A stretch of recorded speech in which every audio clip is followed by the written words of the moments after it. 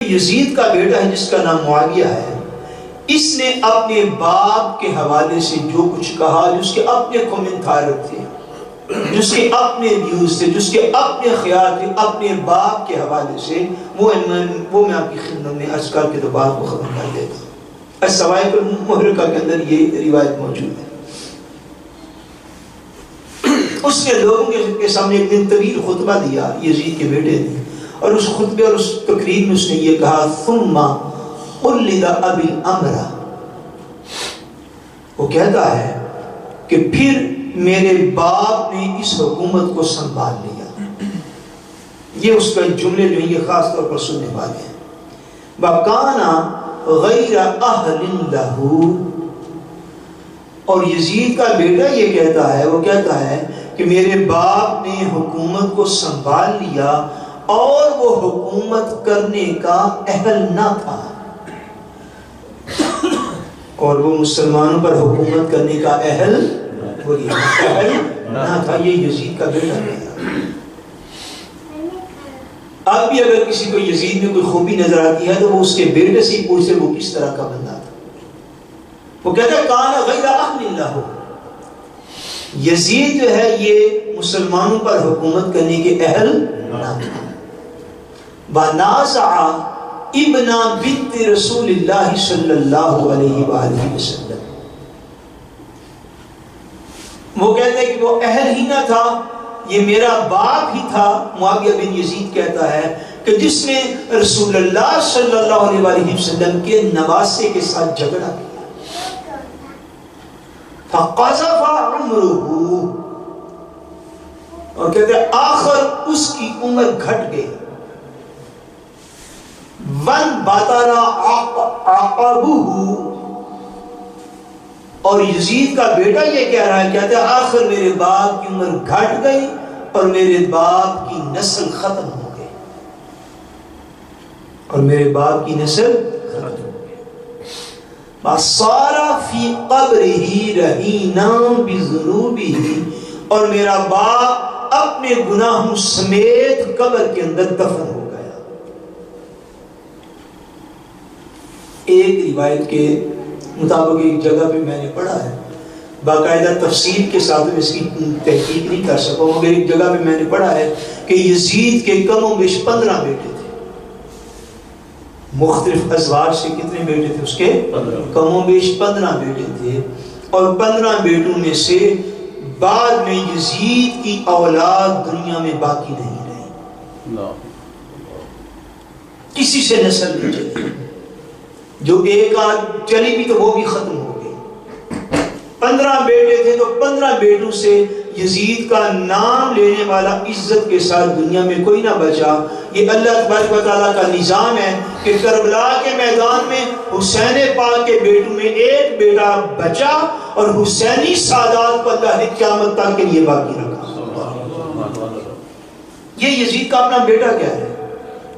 وَانْبَتَرَ عَقَبُهُ، کہ میرے باپ کی نسل ختم ہوگی۔ اس کو نظر آ رہا تھا کہ اس کا انجام ہمارا جو ہے وہ برا ہونے والا ہے۔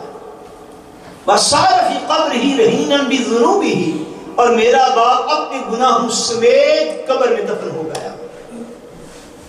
ثُمَّ بَلَا، وہ کہتے ہیں پھر وہ آخر بیٹا تھا، باپ کا نام لیتے لیتے رو پڑا۔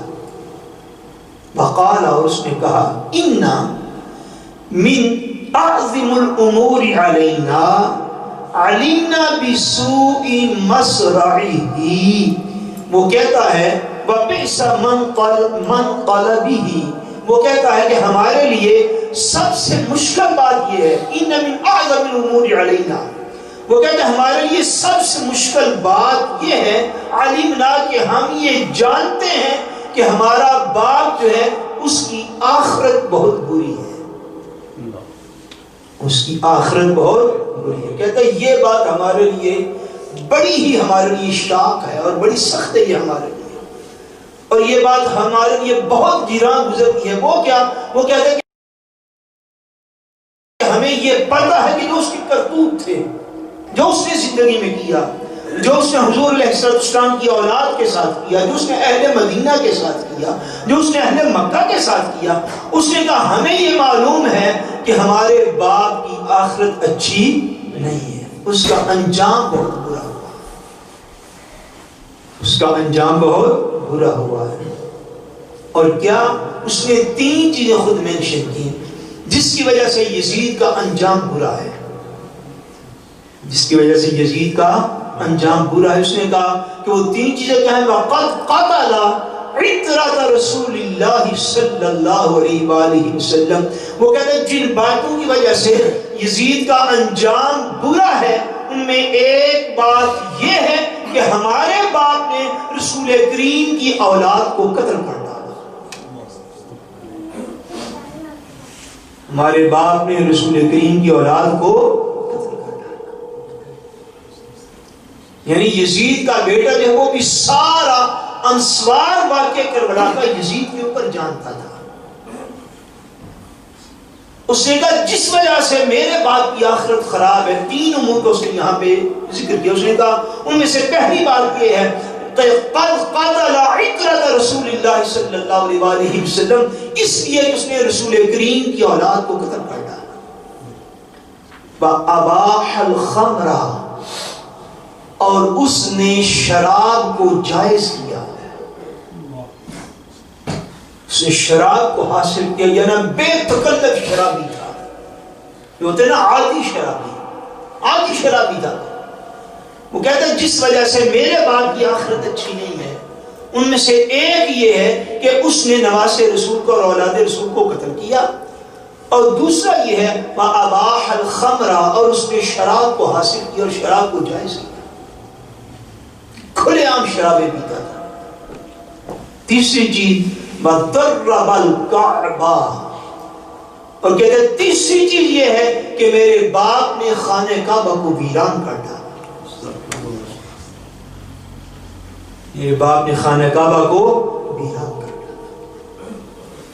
وہ کہتے ہیں یہ 3 چیزیں ہیں جس وجہ سے میرے باپ کا ہمیں افسوس ہے، ہمارے اوپر یہ بات بڑی گران گزرتی ہے کہ ہمارے باپ کی آخرت اور عاقبت جو ہے وہ اچھی نہیں ہے۔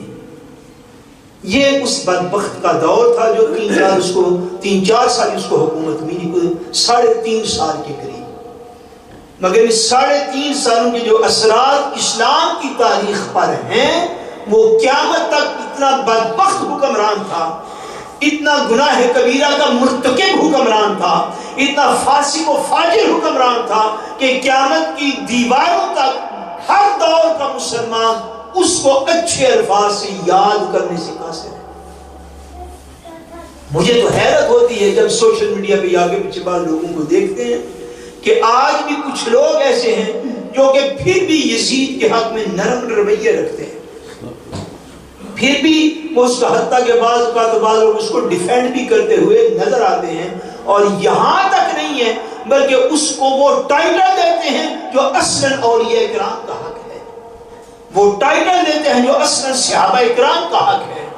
آج بھی ایسے مفکر اور دانشور دنیا میں موجود ہیں جن کو لاکھوں فالورز ہیں سوشل میڈیا کے اوپر، کہ وہ سرعام یزید کو کبھی رحمت اللہ تعالیٰ علیہ کہتے ہیں، کبھی اس بدبخت کو رضی اللہ عنہ کہتے ہیں، لوگوں نے باقاعدہ کتابیں لکھی اس کے اوپر، اس کو وہ صحابہ والے ٹائٹل، وہ اولیاء والے ٹائٹل دیتے ہیں، اور اس کا بیٹا یہ کہہ رہا ہے، وہ کہتا ہے کہ ہمیں اپنے باپ کی بری آخرت کا علم ہے۔ بیٹا یہ کہے کہ ہمارا باپ کی آخرت بہت بری ہے، پیچھے والے کہیں وہ رحمت اللہ تعالیٰ علیہ۔ آپ اس بات کو سمجھیے نا، بیٹا یہ کہے کہ ہمارا باپ وہ تھا جس نے اولاد رسول کا قتل کیا، بیٹا یہ کہے ہمارا باپ وہ تھا جس نے شرابوں کو جائز کیا، بیٹا یہ کہے ہمارا وہ باپ ایسا تھا جس نے خانہ کعبہ کو ویران کر کے رکھ دیا، اور پیچھے والے مفکر اور دانشور اٹھ کے اس کے حق میں ایسے ایسے کلمات بولے جو اولیاء صحابہ کے لیے بولے جاتے ہیں۔ تو میری جان اپنے دین کی خود فکر کر،